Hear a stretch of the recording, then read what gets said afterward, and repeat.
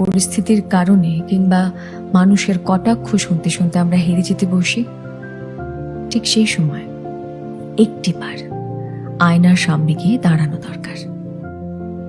বাইরে থেকে দেখে তোমাকে যে যেভাবেই প্রেডিক্ট করুক না কেন, যে যা খুশি বলুক না কেন, যে যেভাবেই জাজ করুক না কেন, একটিবার আয়নার সামনে গিয়ে দাঁড়াও, নিজেকে দেখো, একটিবার নিজেকে বলো, listen sweetheart, I am proud of you.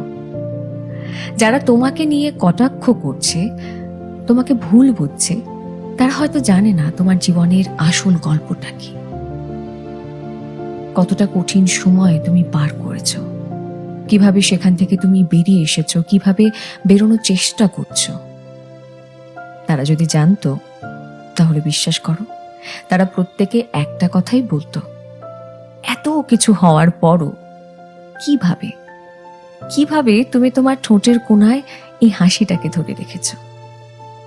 তাই এখনো যদি তোমাকে কেউ না বলে থাকে, তাহলে আমাকে প্রথমবারের মতন এই সুযোগটা দাও বলার, I am proud of everything that you are doing, that you have done, and that you will become.